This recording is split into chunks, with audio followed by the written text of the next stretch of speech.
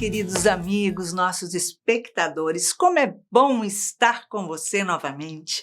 Eu, você, Joana de Ângeles e a doutora Anísia da Silveira, para juntos reconstruirmos as suas emoções, fazermos um mergulho interior buscando o autoconhecimento. Então, se você quiser construir as suas emoções, aqui na TV Mundo Maior conosco, nos envie a sua história pelo WhatsApp 21 967 57 3999. Nos envie a sua história contando as suas dores, as suas emoções, os seus conflitos, e nós, aqui no programa Reconstruindo Emoções da TV Mundo Maior, que vai ao ar todo sábado às 19 horas, com mais 2 reprises, reconstruiremos as suas emoções juntos. E hoje nós estamos aqui com uma convidada muito querida, muito especial, que é terapeuta Tatiana Martins. Seja bem-vinda ao Reconstruindo Emoções, Tatiana. Obrigada, Iraci. Eu que agradeço. A história que iremos relatar hoje é sobre um jovem de 15 anos que se chama Marcos. Sua mãe tem 39 anos, se chama Sandra, e a tia dele que nos envia a história, que é Eduarda. E ela nos relata o seguinte: o meu sobrinho, que sempre foi um garoto super bacana, desinibido, alegre e assim, muitíssimo ativo. Praticava esportes, ele não conseguia parar. Chegou a tomar até Ritalina, porque ele era extremamente agitado e tinha difícil concentração.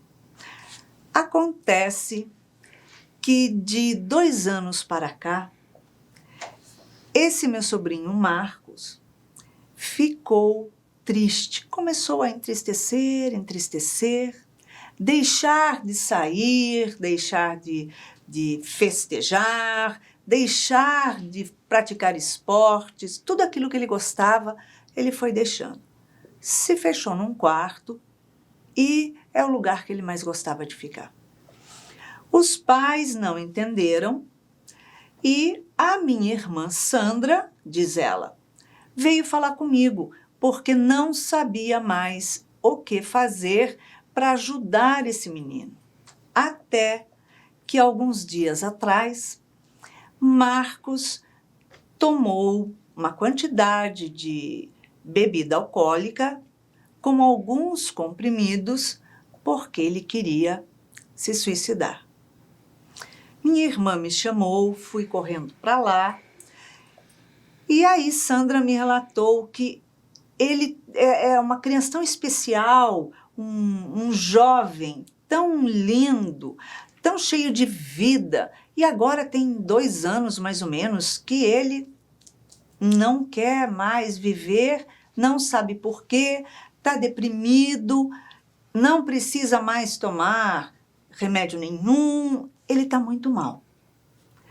E aí, ajudei-o e pedi para conversar com ele. Marcos me relata que ele adorava festas, adorava esportes, mas nessas festas ele utilizava algumas coisas além da bebida alcoólica em excesso.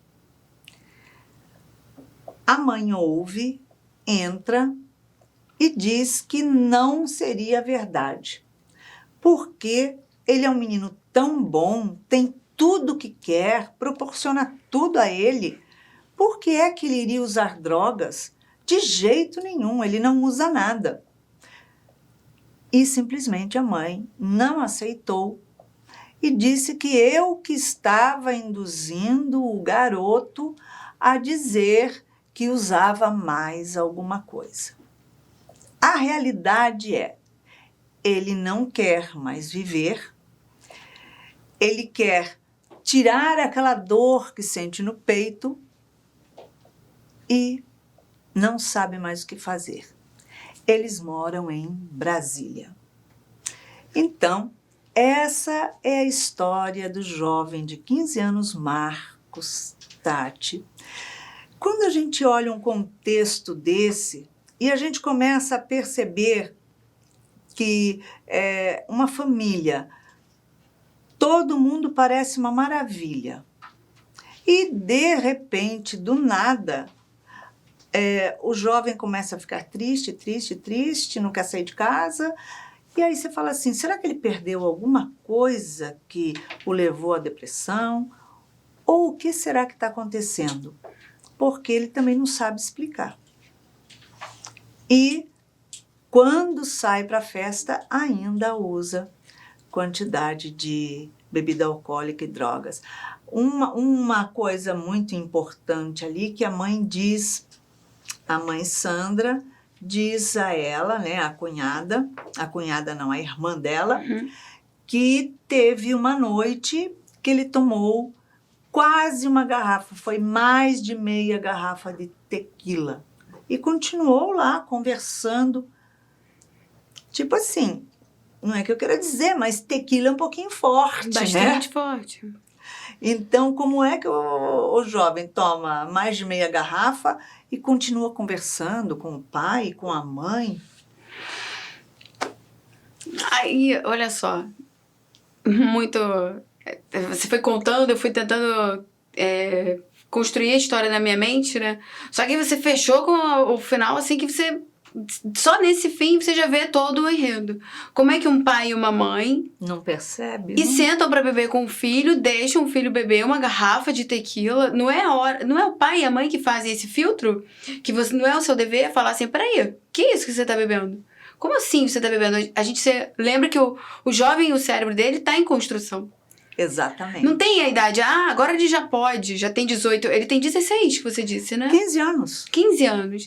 E aí, quando o pai e a mãe são permissivos dessa maneira, é aquela história, melhor fazer em casa do que na rua, isso não existe. Porque quando eu abro a porta e digo, aqui pode em tudo, pode em qualquer lugar. Então, aí eu pergunto assim, até aonde nós conhecemos os nossos filhos? Será que realmente nós conhecemos os nossos filhos? Será que a gente tem uma estrutura em casa de atenção, de compartilhamento, de troca, de autoridade? Porque os pais não podem perder esse papel. Quando os pais negligenciam a autoridade que eles precisam ter, têm que ter, se colocando como amigos, porque quando eu sento pra beber com o meu filho, ainda de 15 anos, e deixo ele beber uma garrafa, eu tô dizendo que eu sou... a fraldas ainda, desculpa. Não, e eu ainda tô me botando num papel de... Eu permito isso. Eu sou seu parceiro pra isso, então isso é viável e é normal. Como é que se configura essa família na cabeça dessa criança? Porque é uma criança, 15 anos, vamos combinar? Ele tá começando um caminho de adolescência, né? Ele já tá na adolescência fortemente, hoje a gente sabe que isso puxa muito. Mas eles sabem o que é certo e o que é errado já. Totalmente. Né? Então... Como é que os meus pais fazem esse tipo de reunião, de permissão? Isso mostra... E aí esse jovem vem de uma desestrutura... Isso é só um evento que ela contou pra você, pra a irmã contou, que aconteceu entre eles. Mas pensa só, quantos eventos desse não podem já ter tido? Quantos outros onde a autoridade, onde o normal, né, tá acontecendo ali? Com certeza. Porque olha só, quando a gente percebe que o filho, por algum motivo, começou a se entristecer, começou a se recolher no ambiente dele, em realidade, ele está começando a observar que a vida não é só divertimento. Exatamente. Porque até então era escola e festas. Então, qual é o conteúdo profundo que dá razão, dá sentido à vida dele em que ele recebeu? Sim. Nenhum. Nenhum, exatamente. E para os pais, Qual é o comportamento desses pais? Será que os pais estão buscando passar os princípios de ética, moral, educação, amor para esse filho? E quando chega ao ponto de passarem quase 2 anos, que é o que está na história que ela nos enviou, aí ele tenta o suicídio e aí a família acha que deve correr para fazer alguma coisa. Uhum. E você vê que Onde você... está? Tem vários fatores nessa história, né? Ele tem já um TDAH, né? Que ele já é hiperativo, ele já apresentava esse quadro desde a infância, ele tá na adolescência, ele tem pais permissivos, e a pessoa que tem o TDAH, ela precisa de diretrizes. Se a família deixa... limite, não se a tem família como. deixa solto... E ele já é solto, porque o TDAH ele já tem uma coisa de dificuldade de assertividade, de disciplina. Disciplina, Se a família não coloca isso, e é muito fácil pro TDAH entrar em processos de depressão, Iraci, porque como ele tá muito solto, e principalmente nesse início da adolescência, e com uma família que permite tudo, sempre permitiu, de repente ele se vê com todos os questionamentos, e como o TDAH dá dificuldade também de estudar, quer dizer, na escola o rendimento cai, junto com o processo de adolescência. Não tem como esse adolescente sair ileso de um momento desse. Não tem como. Não, e se os pais estão acompanhando o filho, percebendo que o filho está entrando num processo de recolhimento, sendo que sempre ele foi muito expansivo nas coisas que ele faz, como é que você não puxa o seu filho, senta com o seu filho, filho, e aí? O que está acontecendo? Vamos conversar um pouquinho? Exatamente, porque pode acontecer com qualquer um. A depressão, ela não escolhe família ou pessoa, acontece. Então, o que a gente pode fazer? É um passado que a pessoa traz, exatamente. Né? Alguma coisa acionou essa exatamente. Se a família não está atenta a alguns passos que a depressão ela mostra bem forte, não precisa nem eu achar que está em depressão, mas se o meu filho já está mostrando características diferentes da que ele apresentava, já está ficando mais recluso, já está ficando mais triste, mais raivoso, né? Porque o jovem, geralmente, ele não fica triste, ele fica com raiva, muita raiva. Se ele está apresentando esses quadros, é hora de parar, buscar ajuda, conversar. Se eu saio desse papel, se eu deixo, isso é uma fase, porque geralmente a gente cai nessa armadilha. É uma fase, vai passar. E aí vem o quê? Não eu preciso. Tem fase que não tem. Passa se você não auxiliar. Exatamente.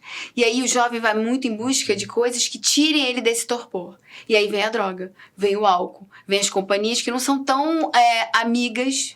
Não vem pro lado da amizade, vai muito mais pro lado do usar, né? E se ele não tem uma estrutura, pro mundo das drogas mesmo, e a gente vê que o suicídio, ele aumenta, assim, absurdamente nessa fase. A maior taxa de suicídios é entre adolescentes, chegando à idade adulta, e da idade adulta até mais ou menos a faixa de 30 e poucos anos. Você vê que é uma fase da vida onde a gente é muito cobrado. Exatamente. Né? A gente é muito estimulado, a gente tem que construir, tem que conquistar. Se eu não tenho uma estrutura que me auxilia, se os meus pais não olham para mim, eu tô sozinha. E outra coisa, ela diz que a própria irmã dela disse que ele estava usando álcool demais. Para tudo. Se ele está assim há 2 anos e agora que ele está usando álcool demais, peraí, ele tem 15 anos. Nossa, meu Deus, ele começou... Então, se o meu filho começa a usar bebida alcoólica precocemente, porque isso é precoce. Muito. Né? A bebida muito. alcoólica não deve ser ingerida, ela não deixa de ser uma droga também. Mas principalmente nessa fase. Ele não está formado ainda, ele é um adolescente. Então, o que eu vou falar? Para tudo e vamos ver o que está acontecendo. Sim. Porque utilizar a bebida alcoólica em excesso ela vai te tirar da realidade, da responsabilidade. O pensamento já fica mais leve, solto, né? Fica tudo... E a gente sabe que a pessoa não tem atitudes corretas. Ou ela é muito né, eufórica, ou ela se afunda de tristeza e chorar. Então, a mãe precisa pegar esse filho e falar, senta aqui, meu filho, para aí. O que Olha tá vendo? só, vamos conversar um pouquinho.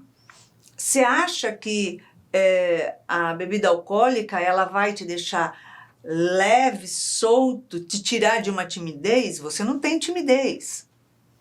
Então ela vai liberar o quê? Você precisa ficar sem o domínio da sua consciência para achar que está se divertindo? Sim. Vamos sentar aqui. Então nós vamos começar a sair juntos. Né? Isso acontece muito, né? Os porque, pais tipo assim, ó, não rola. Exatamente. E ainda tem a parte espiritual, Graça, que a gente não pode esquecer. A gente não sabe quem é esse espírito. E o que já arrastou ele em outras existências. Quais são os vícios que ele está podendo trazer. E quanto mais cedo eu abro esses chamamentos, né, esses arrastamentos que nos destroem, às vezes, uma existência inteira... Eu tô fazendo o quê? Eu tô despertando nele sensações, emoções, Exatamente. que a gente não sabe a quantas vidas ele pode estar vindo e que se já não foi motivo mesmo de suicídio, de desregramentos grandes, de destruição de existências. Então, isso pra gente que é espírita, eu me sinto assim... privilegiada, porque você saber disso faz com que você tenha uma dimensão diferente da vida. E quem não tem esse conhecimento não sabe a profundidade e a responsabilidade que a gente tem. A gente está vivendo só uma parte da vida. Porque eu já tenho uma bagagem de comprometimentos e uma bagagem de créditos para eu estar aqui. E o que eu estou fazendo agora é só uma fase. Exato. Porque a vida continua, ela não para. E o que eu estou fazendo? Eu estou acertando meus débitos e arrumando mais crédito ou estou arrumando mais encrenca para frente? Exato. E outra coisa, ainda no espiritismo, né, nessa parte. Com quem esse menino começa a se conectar? Será que quando ele faz isso, esse movimento, essa depressão, essa tristeza, essa raiva, já não tá com companhias do outro lado que já o utilizam facilmente, porque eles precisam de pessoas que eles possam se utilizar para exercer aquilo que eles têm desejo e não podem. Na adolescência é mais fácil ainda você achar um jovem onde ele possa sugar tudo, olha só, a porta aberta. Em realidade, o jovem, tanto jovem quanto adulto, nesse caso, que utiliza de uma quantidade grande de bebida alcoólica ou drogas. Outro tipo de drogas, enfim, fumo, né? Ele é um canudo. Exatamente. Ele é um canudo. Eu falo isso para os jovens, eu falo isso para os adultos. Sentou na minha cadeira, vou direto na testa. Olha só, meu amor, você sabe que você não bebe sozinho? Então, se você bebe acompanhado, a sua companhia não é aquela que está sentada na sua frente. Desculpa, contei, né? A sua companhia é aquela que começa. Vamos tomar um pouquinho mais, vamos beber, vamos lá. Poxa, e aí me deu a vontadinha e eu fui para minha vontadinha. E aí ele vem e cola aqui, ó, na sua boquinha, olha que coisa fofa. E vem aspirar todo aquele álcool, aquela química, todos aqueles fluidos para satisfazer o prazer daquele desencarnado que está ali. Exatamente. Então, peraí, eu costumo dizer assim, diga-me o que pensas, o que fazes, que eu direi quem te acompanha. Exato. Porque não é aquele que está te acompanhando, né, coleguinha, tal, amiguinho de escola que está ali. Esse ainda é o de menos, você se afasta. Exatamente. Agora, como é que você vai afastar o desencarnado? E é ele que vai o tempo todo querer te estimular ali, ter aquela vontade assim, que aparece do nada. Quem será que foi? O que? Por quê? É um caminho fácil. Eu sempre falo assim pra alguém que vem me perguntar como é que eu faço evangelho, como é que acontece o evangelho. E aí eu procuro mostrar o que acontece, como funciona. Se eu tenho a capacidade de fazer na minha casa algo bom, por que eu não faço? Por que mas agora, é a facilidade que eu tenho de ir para o álcool, pra droga, pra festa. Por que eu não procuro coisas boas? Por que eu não direciono o meu filho? Porque dá trabalho ir assim. Com certeza. Dá trabalho. As pessoas... tem que prestar atenção, você tem que conversar, dialogar. Ele vai te questionar. Sim. Você tem que trazer para casa espírita ou para qualquer tipo de uma outra religião. Que dê sentido. Mas ele tem que ter um princípio de vida, saber que aqui existe uma força maior que tudo coordena. Sim. E que tudo se encaixa. Exatamente. Quando você começa a fazer isso, você está direcionando. E os pais, geralmente, você vê, ela fala isso pra você, ela tem um filho 15 anos. Ele era assim, de repente ele mudou. Ela não conhece o filho dela. Ela não conhece. Ou de repente mudou, já levou 2 anos e ela não... Como assim, 2 anos? Eu procuro estar sempre atenta aos meus. Eu não tenho uma vida de tranquilidade, não. Os meus me trazem um monte de situações, um monte de conteúdos que me fazem ir atrás de ajuda. Eu preciso, às vezes, procurar, você sabe. Mas esse é o nosso papel. É eu olhar pra ele, é eu observar, ver os meus erros também, aonde eu não tô enxergando. Porque senão fica uma coisa que... eu preciso trabalhar. E aí eu não vejo. Eu preciso não sei o quê. E aí eu não vejo. Deixa ali, ele só tá no telefone. E eu não vejo. Vai vir uma hora. E aí essa parte A hora que você vê, já foi. Já foi. E aí você diz assim, mas quem é esse que tá aqui em casa? Aquele que sempre esteve e você nunca viu. Ele faz parte da família, alô? Não é? E assim, quando essa parte toda da espiritualidade é muito importante, a gente precisa trazer consciência para esses jovens, porque veja essa história. Em algum momento ela te falou de alguma atitude no bem, de estudo, de uma busca. Eu quero saber, eu preciso de ajuda. Não. Não, porque a irmã é que ficou tocada de ver que o sobrinho tinha a irmã feito que trouxe, isso, você vê? Né? E geralmente as pessoas só procuram ajuda, assim, no extremo. Quando algo, assim, muito brusco acontece, e aí ela sente-se perdida. Só que ela já tá perdida há muito tempo. E se você parar pra pensar, Tati, qual foi a emoção que está sendo acionada nesse garoto? Exatamente. O que ele está vendo dentro do lar? Será que ele está vendo uma família legal, né? Como a família sempre se achou legal? Ou ele está vendo assim, cada um no seu canto, cada um no seu mundo? Não tem interesse por mim. Ontem, né? Vou até falar que é interessante. Eu fiz uma brincadeira, uma conversa, né? Entre eu, Marcelo, meu marido, e os meninos. Aí eu pedi pra cada um escrever 5 sonhos, desejos.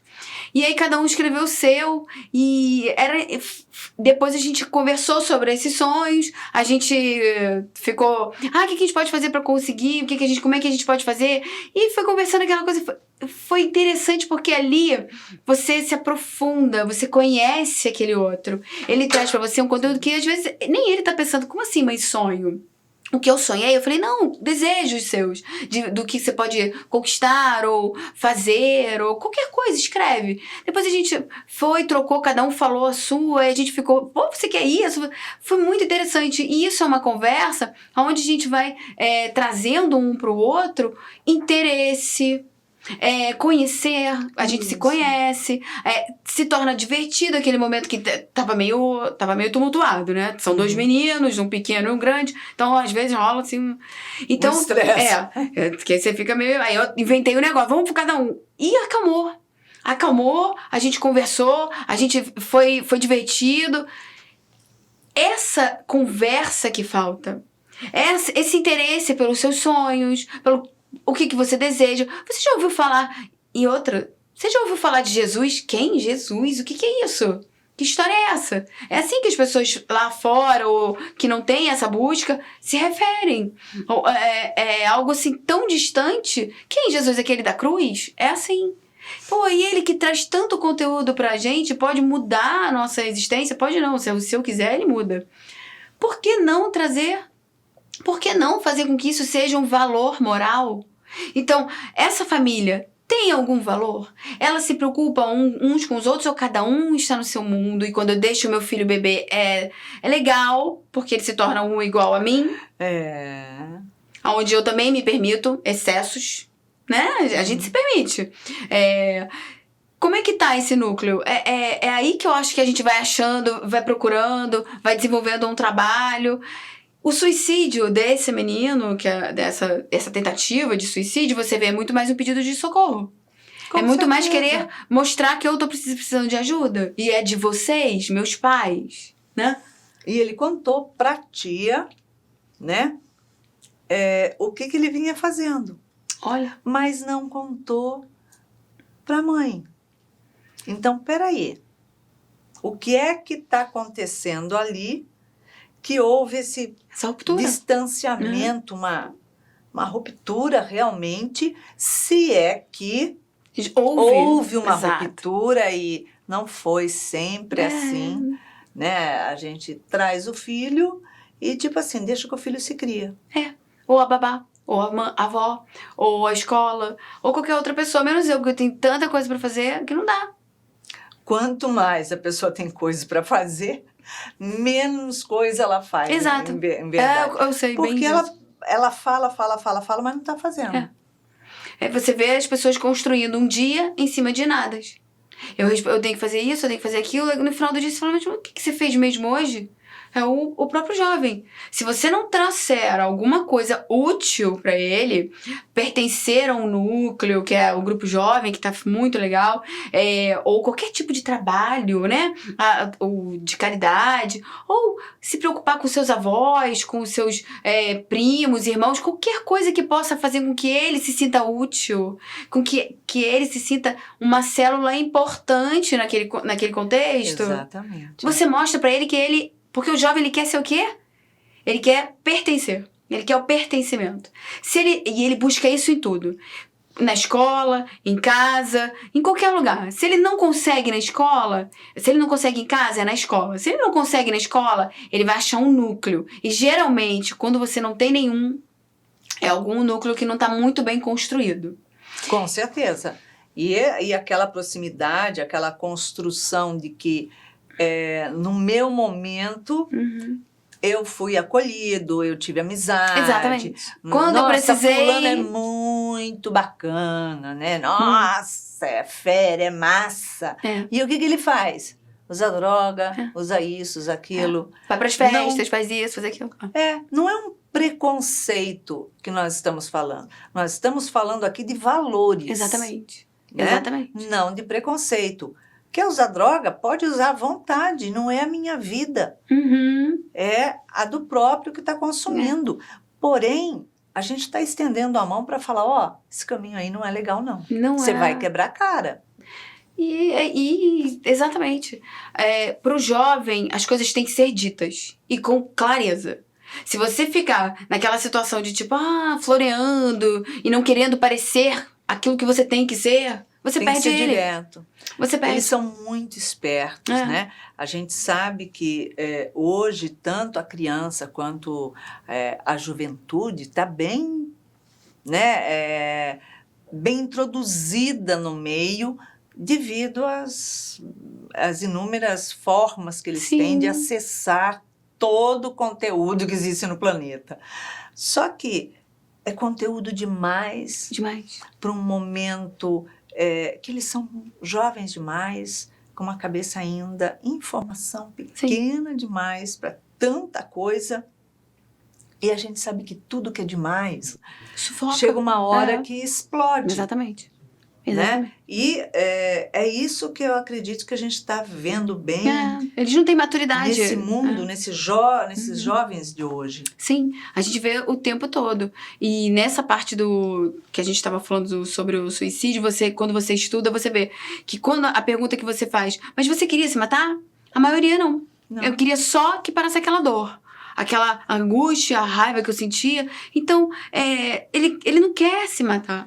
Ele não tá tentando contra a vida, ele tá tentando se livrar de algo que está consumindo ele. E a família demora muito para ver. Não vê, só vê quando chega num extremo desse. O que me chama muita atenção nessa história, tem uma parte até que é positiva, porque ele pediu socorro, né? Ele chegou a pedir socorro? Eu não lembro se você falou. Não, ele não disse. Foi a mãe que foi buscar o socorro, que ligou pra irmã.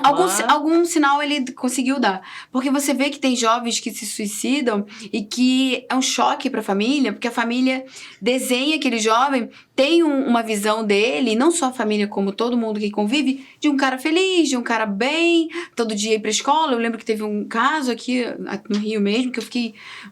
Foi até um objeto de estudo meu, eu fui procurar estudar. Me chamou muita atenção, porque ele tava ótimo, era um menino... fazia esporte, tava super bem na escola, tinha namorada, tava tudo muito bem, bonito. Se matou, se jogou da janela. E assim, foi um choque pra todo mundo. Aí o professor da escola colocou: mas ele era um menino que ninguém podia imaginar. Ele tinha uma melancolia, assim, que a gente via, mas era algo bonito. Como assim? A melancolia não é algo bonito, é algo fora, é um ponto fora da curva. Exato. Porque a natureza do ser espírito é saudável, Sim. é livre, é ser e estar feliz. Exato. E ter conquistas, né? Agora, voltando ao assunto do Marcos, né? Desse jovem, nós paramos para refletir da seguinte forma: quais são as dificuldades que ele tem encontrado? Nenhuma. Porque se a própria tia lhe disse que a mãe se pronunciou imediatamente dizendo que o filho dela tem tudo, não precisa de nada, ele tem tudo. Ela fornece tudo, dá tudo a ele. Peraí. Então o erro, a dor, está ali morando. Por quê? A pessoa que tem tudo, ela não tem esforço. Não tem.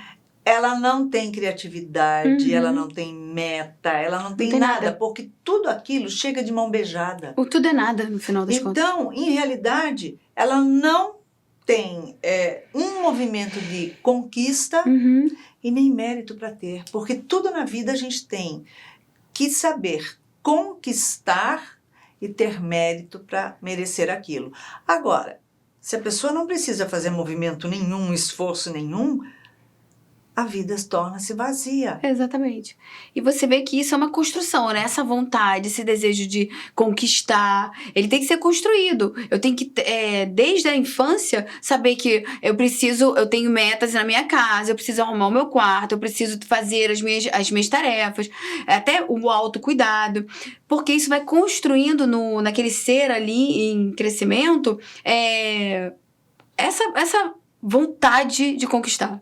Se eu tenho tudo fácil, eu não tenho nada. Eu não tenho interesse. Porque eu lembro de uma família que eu conhecia, que eles tinham muito dinheiro e todo aniversário vinha muito presente para aquela criança.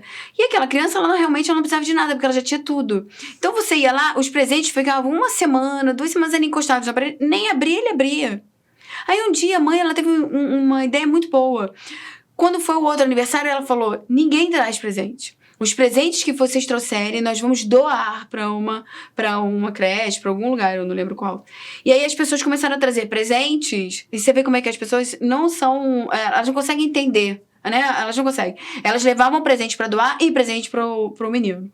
Sem necessidade. Eles não entenderam a profundidade, a beleza daquela atitude. Com certeza não era o mesmo tipo de presente, não era, mesmo nível. Não era mesmo. Né? Para o menino era uma coisa muito boa, cara, especial. E para para o outro é aquela doar, é uma coisinha qualquer. Se a gente não constrói esse tipo de de vontade dos nossos filhos, a gente dá tudo. É aquele pai que tá super protegendo. E hoje, eu tava vendo uma coisa que era muito engraçada. Antigamente você pegava ônibus, agora tem Uber pra tudo. Você não tem dificuldade, tá todo mundo super protegido e as crianças vão ficando cada vez mais assustadas, cada vez mais com medo desse mundo, né? O meu filho de 5 sonhos que eu pedi, num deles ele botou, não ter problema nunca mais. Foi ótimo.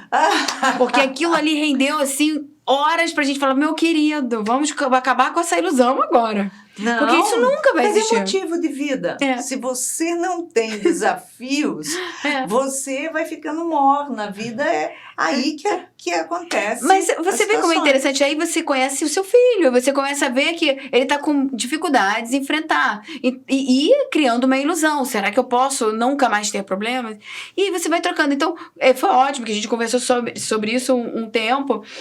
E a vida são desafios. Exato. Se eu não construir dentro de mim capacidade de superação, de construção, de criatividade, eu vou ser o quê? Um adulto como? Se eu chegar a ser adulto, você como? Um adulto vazio, chato pra caramba, porque ele acha que tudo vem às suas mãos, basta ele fazer assim. E se mamãe e papai morrer? Ele vai morrer? descobrir que não é assim, né? E outra coisa, eu bato o pé e eu recebo.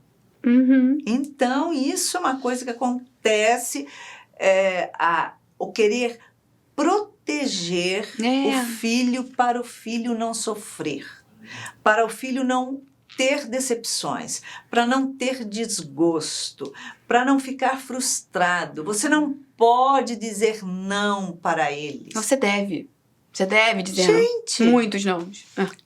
Que isso? Não pode dizer não? E a vida, por acaso, diz sim pra gente? Não.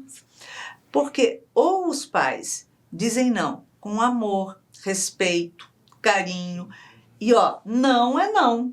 Mas eu quero. Ok, querer é uma coisa, poder é outra. Não. Exatamente. Não tem é exatamente o isso. que eu falo. Eu falo pra ele, eu entendo você querer, eu entendo, mas não. Não. E eles insistem, né? E a gente explicar, olha só, porque eles pedem coisas, brinquedos, um monte de coisa fora de hora. E tem pais que trazem. Se o pai ou a mãe for viajar e não trouxer um presente. Como assim? Ninguém tem obrigação. A gente faz por amor. Sim. Mas o que aquilo é chamado de amor, porque eu amo demais, na verdade, é um esforço de querer comprar o filho em excesso. Compensar alguma para coisa. que ele olhe, porque o amor dele não está no objeto que ele está dando. Não. Mas eu acho que se eu der aquilo para ele, ele vai me amar mais ainda, e não vai. E muitas vezes tem a culpa também. Tem tudo aquilo com ele, então não tem esforço. Quando chega Natal, quando chega aniversário, Dia da Criança, ok, são 3 datas que você vai dar alguma coisa. Fora isso, você vai parar e falar assim, meu filho, agora não é época, no seu aniversário, no seu não sei o quê.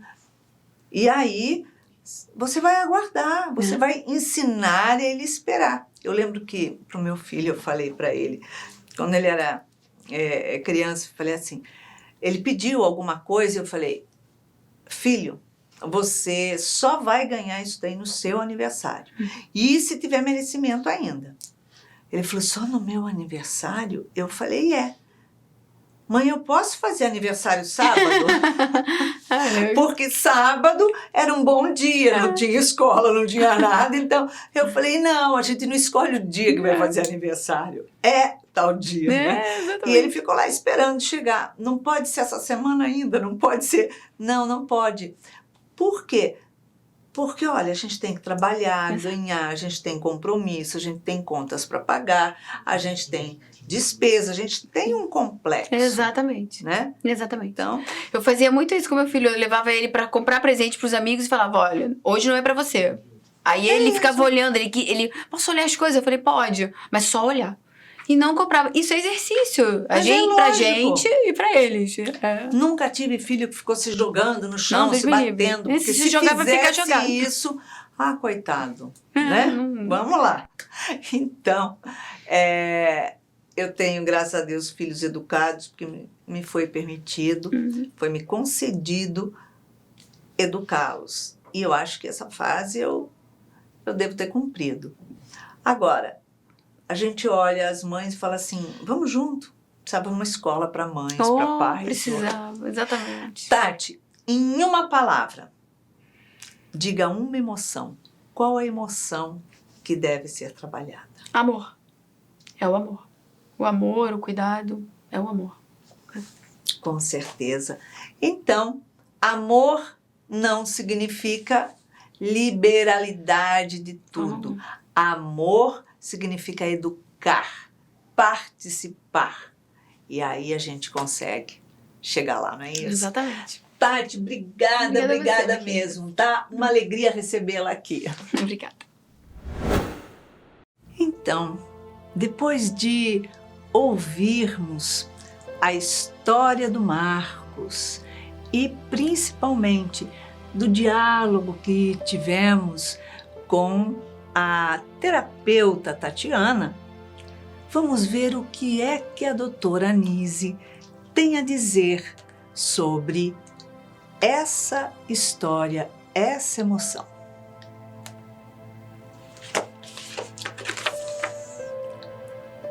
Ela diz, no intento de esquivar-se da dor, o ser humano faculta dor maior ainda, devido estar em constante negação das suas emoções, ao invés de enfrentá-las.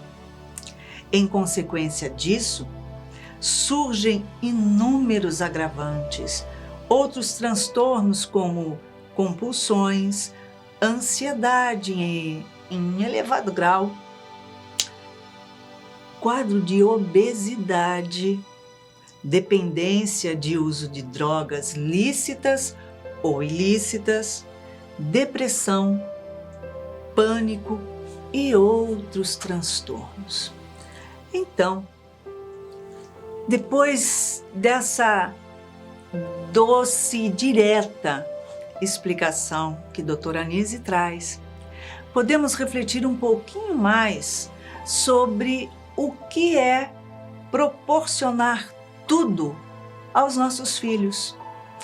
Primeiro que se impedirmos eles de ter a consciência de que a vida não é um mar de rosas, não é um mundo lindo cor-de-rosa, mas que nós temos deveres e obrigações. Nós temos que nos esforçar para ter conquista e ter merecimento das coisas. Então não adianta eu proporcionar tudo aos meus filhos a qualquer hora, a vontade que ele tenha de um celular, de um brinquedo, de um iPad, de festas constantes e simplesmente achar que o mundo dele vai ser lindo. Não. O que você fez para conquistar e ter merecimento de você ganhar o seu tablet, o seu iPad, o seu telefone? Ah, pois é. Então, esse é o esforço que o jovem não está fazendo, que a criança não está fazendo, e essa é a educação que os pais estão deixando de dar. Amor é dizer sim, sim e não, não. Tudo na sua hora, no seu momento e o merecimento. Então é isso. Se você quiser nos escrever pelo WhatsApp contando a sua história, a sua emoção, quais são as dificuldades que você tem, nós poderemos, quem sabe no próximo programa, sortear a sua. E, lógico, estaremos aqui com a doutora Anise da Silveira, Joana de Ângeles, reconstruindo as suas emoções, aqui na TV Mundo Maior. E, lógico, beijinho cor-de-rosa para uma semana cheia de muito amor.